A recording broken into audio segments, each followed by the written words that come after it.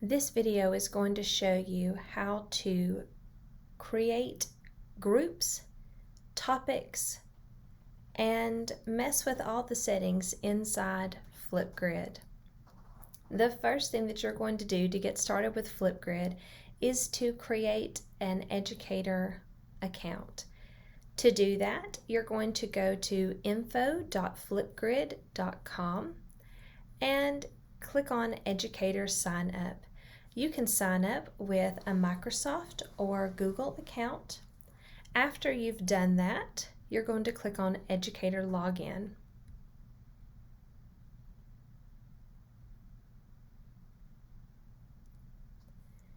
You can begin by creating a topic. A topic is a place where your students are going to answer a question for you. They're going to answer a question by responding with a video.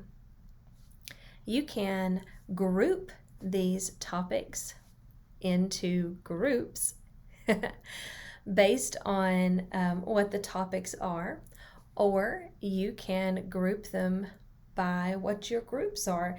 Perhaps you want to have a group by what homerooms you have, or maybe you have groups within your school, such as the band or the football team, or maybe groups of teachers that you work with. However you want to group your topics is up to you. But let's start by learning how to create a topic. So we're going to be on our topics page, and we're going to click Add Topic. So let's name this topic Getting to Know You. And the prompt is going to be tell 3 things about yourself. We're going to give the students 1 minute and 30 seconds. We can give them as short as 15 seconds or up to 10 minutes. We can choose to give them closed captioning and video moderation. This means that if we toggle it on, that any new videos will not go live to anybody other than the teacher until the teacher says so. So if I toggle this on, no one will see the videos until the teacher has a chance to preview them and choose to make them live. I'm going to toggle that on so that no one sees them until I say so. Now I can choose a piece of media to add to this topic. A lot of times I like to add a Jiffy so that my students can just have some fun with their topic. So let's make this one maybe like a smiley face. Something fun. Ah, I like that one.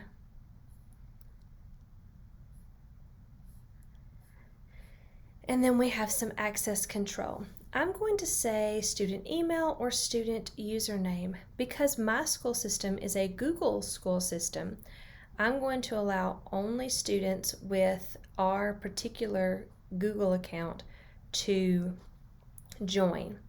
Now, if I were to want it to be public, I could choose public, and I could allow them to join with a code, but they have to sign in with their own Microsoft or Google email. I'm going to choose it to be private. Now, if I wanted to make it available to them as a guest, I could click this toggle switch and I could enter a password. Maybe I wanted the password to be Go Hornets, as our mascot is Go Hornets. And so I would tell all of my students, when you get to flipgrid.com, the password is Go Hornets, and then they would type this in. But we are just going to let them use this. We're going to say create topic. Oh, let's see what I messed up. Oh, I'm going to toggle off guest password since I didn't put a password in. All right, we're going to click Create Topic. And here is the link to my topic. It is ready to share. Now, there are many ways that I can share this automatically. I can copy this link and share it many different ways. I have a QR code ready that my students can scan. I can copy this embed code and put it in my website. I can share to Microsoft Teams. I can share automatically to my Google Classroom, or I can share via Remind, or I can click All Set. And I could easily just write this code on the board in my room and say, everybody go to flipgrid.com and put this code in. All right, let's see what the students see. I'm going to view as a student by clicking here. So when the students go to flipgrid.com and they type in this code, it's going to ask them to join with Google or join with Microsoft. Again, because my school system is a Google system, I'm going to click Join with Google. And it's going to ask me for my account. And now this is the student side. Now Flipgrid has many different features here. I can click the record a response after reading the instructions. Tell 3 things about yourself. Now, if the instructions were very long, we have this amazing immersive reader, and I will show you how it works, even though our instructions are not very complicated in this particular topic. When I click the immersive reader, it's going to break it down for me. It made it so simplistic for me so I can have it read the instructions. How cool is that? I can choose text preferences, making the text big. I can change the themes, making it easier, change the font to something that's going to help me. I can break apart the parts of speech, break it into syllables. And even with reading preferences, I can break the lines apart and give me line focus so that I can see it line by line. That's pretty awesome, built right into Flipgrid. Okay, so let's record a response and look at the awesomeness that is the Flipgrid camera. When I click Record Response, it brings me to the Flipgrid camera. The first time that your students use the Flipgrid camera on their device, it's going to pop up an alert up at the top that asks if their device wants to allow or block first the camera and also the microphone. And so you need to help your students realize that they need to allow the microphone and to allow the camera for Flipgrid to be able to use those. So a reminder that I have 1 minute and 30 seconds to record and that the topic is moderated. That way your students don't freak out when their video's not automatically popped up there when they get done. We can click anywhere to dismiss. So I can start recording right away, but before we do that, let's look at some of the options that we have. First, I can show the topic up here at the top. And when I do, I see my Jiffy again. Now, it's not always a GIF. Sometimes it's a video reminding me of the instructions. I can see the instructions. If I want that to go away, I can hide the topic. I can also add a sticky note, and I can drag this around wherever. So if I want to remind myself my 3 things. I love to sing. I have 3 wonderful kids and an awesome husband. And I love Jesus. Okay, those are my things. And I can put it over there to the side, and then I can be reminded of what I want to say while I'm recording my video. So that is the sticky note. And I can add as many stickies as I need, so your kids can have those as notes to help them as they are going along. All right. I don't know that I need all those stickies, but if I did, there they are. Now let's look at our options.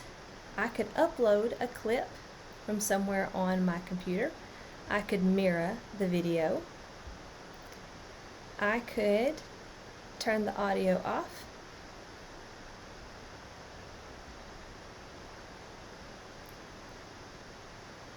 I could record my screen and do a screen recording.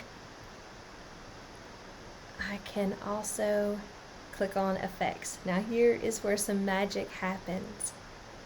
There are many filters.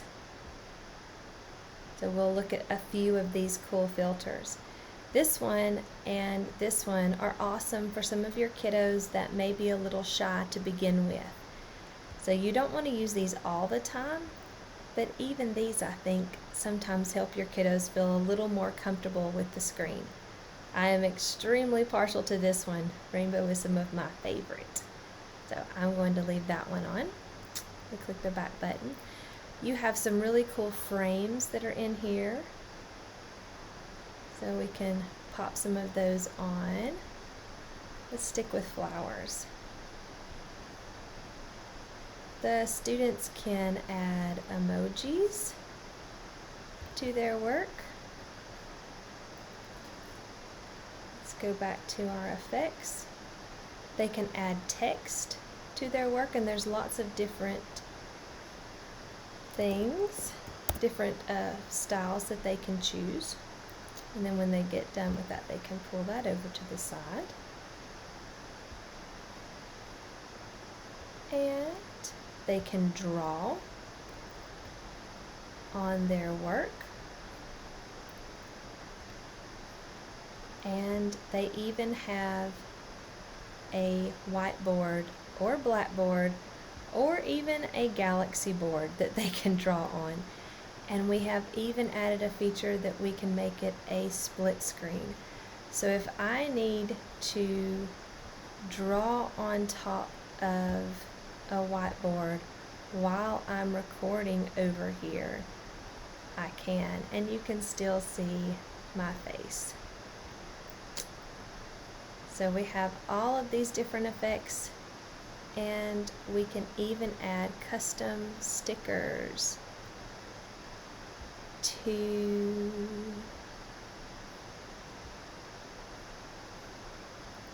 to our Flipgrid video.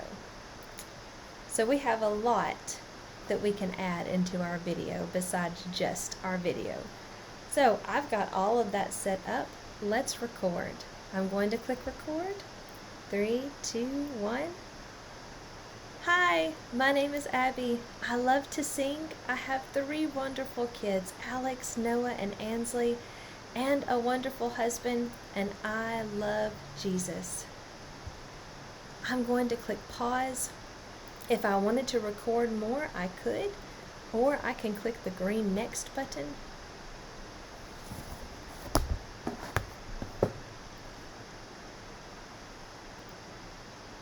And I can review it and then go on. If it's not exactly like I wanted to do, I could have gone back and edited a little bit more. But now it's time to take the selfie, and that's going to be the front page for my video.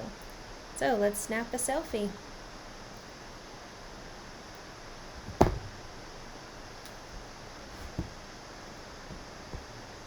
With the selfie, you can do your effects and add all that stuff again. I'm going to leave this one as is because we've looked at all the effects already, and click next. Normally I tell my students just to leave their display name with their first name and the first letter of their last name. I don't like to use their last names online. I like for them to title it. So this is all about me. Whoops. Not sure where that 2 came from. And then they click submit. And you'll find, of course, high schoolers can do this, middle schoolers can do this, but even your pre-K students can do this. Now, the students have a lot of options. They can share their video, they can download a QR code, download the video, and even download their selfie if they happen to like that picture. I'm not a super fan of that picture myself. And then they can click complete. They'll notice that their video was submitted, but it's hidden until the teacher decides to make it live. So let's look at the teacher side of things. Back on the teacher side of things, let's refresh our page. So we've noticed that we've got 1 student that's turned it in. We can see that it's hidden. Nobody can see it but us as the teacher. If we click on it, we can see the video, and we can go through and we can add a comment. We can choose to make it active for everybody to see it, or we can do a lot of different activities, different items to it. We could download it ourselves, we could duplicate it, we could move it, we could delete it, we could edit it ourselves. And that's the basics of creating a Flipgrid topic.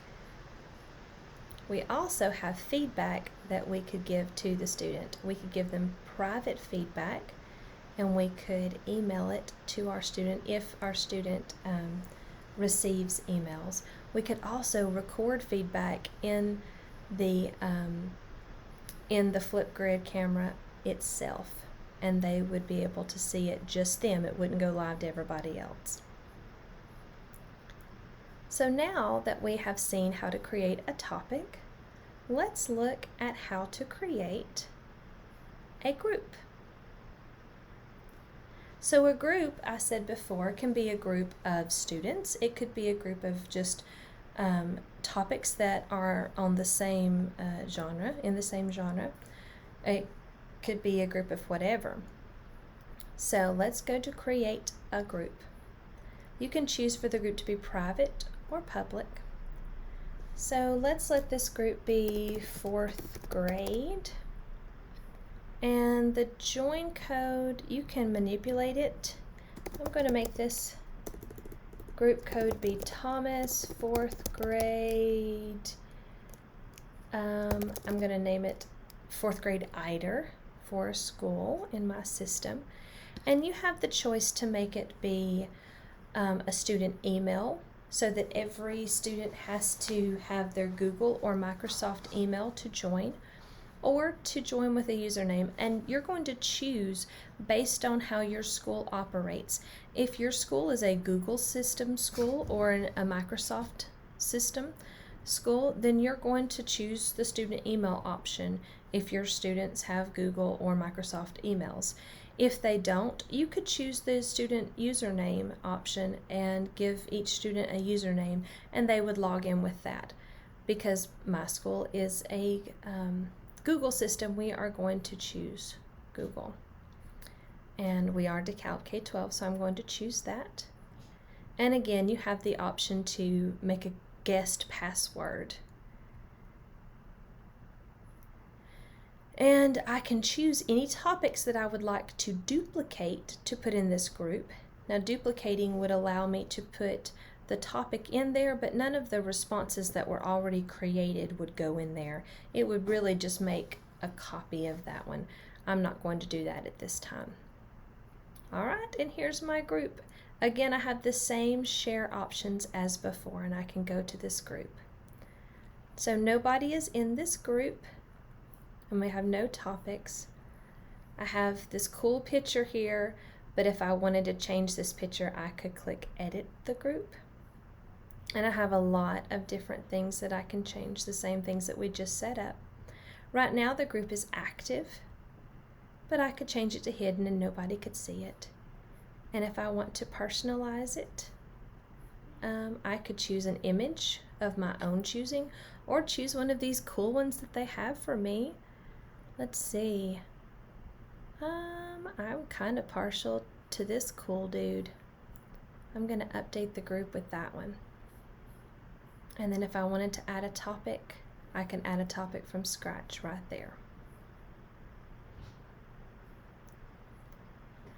Now let's take a look at the Discovery Library. When you look at the Discovery Library, you will see an ever-changing number here.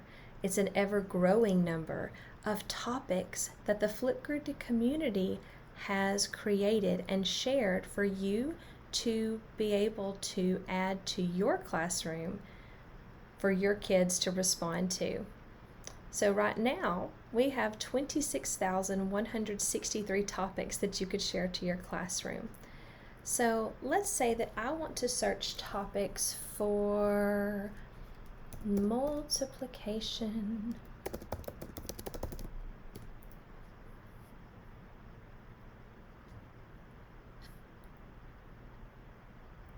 Let's look at this one. This one says, we have learned 4 ways to solve multiplication facts. Write a multiplication fact on your whiteboard. Choose one way to solve it on your whiteboard. Record yourself explaining what strategy you chose and how you solved the problem. I really like that topic. So I'm going to add this topic to my 4th grade class. To do that, all I'm going to do is click Add Topic, and I'm going to add it to my 4th grade group and click Next. And all of a sudden, it takes me to my new topic, and I have all of the options that I wanted to have before. I'm going to turn on video moderation so that my students don't automatically see everybody's videos until the teacher has a chance to look at it. And then I have all of the other options that I had before, and I click Update Topic. And here it is, ready for my students to respond. So they're going to click the join code or put the code in when they go to flipgrid.com, and they are ready to respond. And those are the basics of getting started with Flipgrid. Once you get started, it's just like eating Pringles. It's very hard to stop. I hope you enjoy it as much as I do.